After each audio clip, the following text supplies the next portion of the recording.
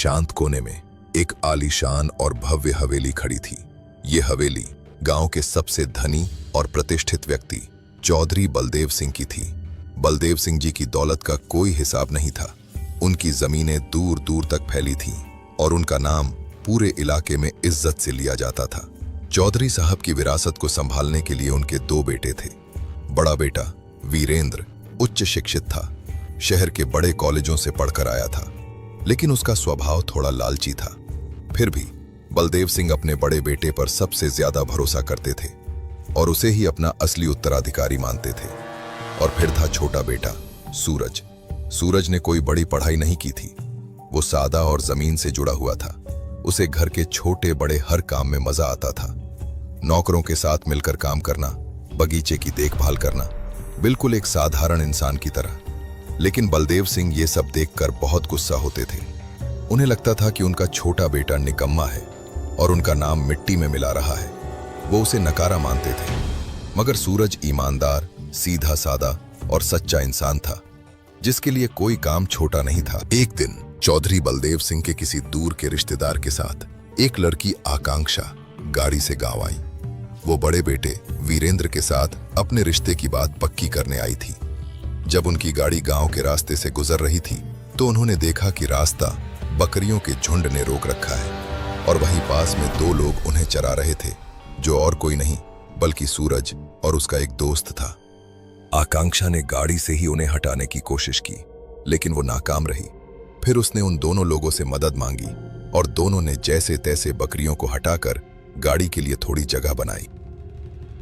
फिर आकांक्षा ने सूरज से हवेली का रास्ता पूछा, लेकिन सूरज कुछ कहता उससे पहले ही उसके दोस्त ने शरारत के इरादे से उसे जानबूझकर गलत रास्ता बता दिया, जिससे लड़की को परेशानी हुई और उसे पूरे गांव में भटकना पड़ा। घंटों भटकने के बाद थक हार कर जैसे तैसे आकांक्षा सही हवेली तक पहुंची और वहां उसने जिसे देखा उसे देखकर उसका गुस्सा 7वें आसमान पर पहुंच गया। वही लड़का सूरज हवेली में साफ सफाई का काम कर रहा था। आकांक्षा को लगा कि उस नौकर ने जानबूझकर उसे परेशान किया था, इसलिए उसने ठान लिया कि वो अब बदला लेगी। उसने तुरंत सूरज को अपने पास का कचरा साफ करने को कहा और बदले की भावना से वो जानबूझकर जमीन पर कागज फेंक देती और बार बार सूरज से साफ करवाती। वो उसे नौकर समझकर तरह तरह के छोटे मोटे काम करवाती रही और सूरज ने एक भी शब्द कहे बिना किसी शिकायत के सब काम किए, क्योंकि उसके लिए कोई काम छोटा नहीं था। लेकिन आकांक्षा को कहां पता था कि वो उस हवेली के मालिक का छोटा बेटा है। कुछ दिन बाद आकांक्षा गांव में कुछ सामान लेने गई, लेकिन सामान उठाने के लिए वो सूरज को अपने साथ ले गई, क्योंकि उसकी नजर में सूरज उस हवेली का एक मामूली सा नौकर था। लेकिन जब वे बाजार में सामान खरीद रहे थे तो गांव के लोगों ने सूरज को देखा और गांव के लोग सूरज को देखकर हाथ जोड़कर पूरी इज्जत के साथ उसे नमस्ते कर रहे थे और सलाम ठोंक रहे थे। आकांक्षा ये सब देखकर सोच में पड़ गई कि इस नौकर को इतनी इज्जत क्यों मिल रही है।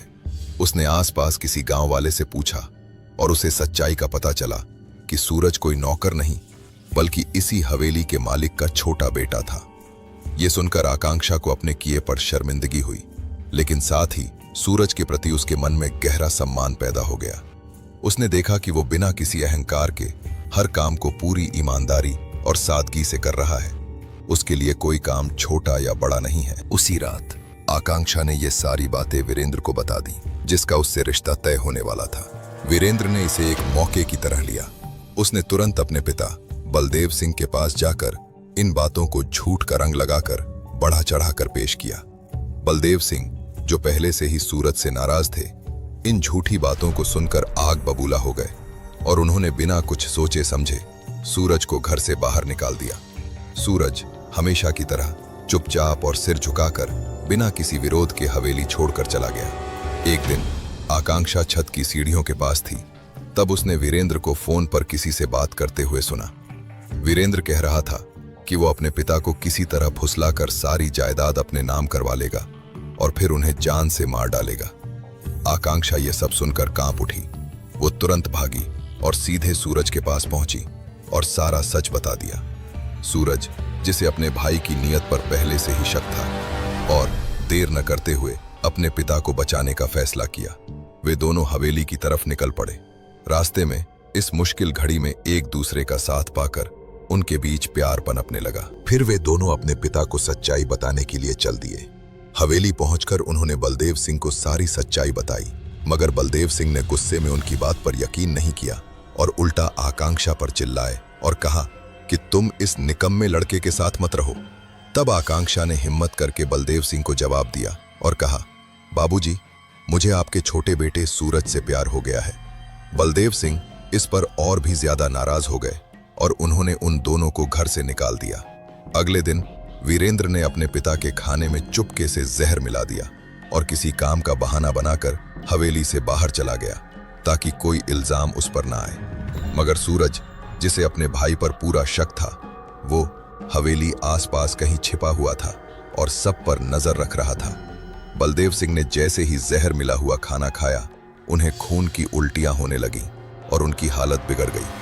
हवेली में अफरा तफरी मच गई। तभी सूरज भागा और बिना एक पल गवाए अपने पिता को उठाकर गांव के पास के अस्पताल ले गया और उनका इलाज करवाया। डॉक्टरों की मेहनत और सूरज की तत्परता से बलदेव सिंह की जान बच गई। अस्पताल में होश आने पर बलदेव सिंह को सच्चाई का एहसास हुआ। उन्हें समझ आया कि उनका छोटा बेटा सच्चा था और बड़ा बेटा कितना लालची और धोखेबाज। उन्होंने रोते हुए सूरज और आकांक्षा से माफी मांगी। इसके बाद उन्होंने अपने बड़े बेटे वीरेंद्र को घर से निकाल दिया और पुलिस के हवाले कर दिया। चौधरी बलदेव सिंह ने अपनी सारी जायदाद, जमीन और दौलत अपने सच्चे और नेक बेटे सूरज के नाम कर दी।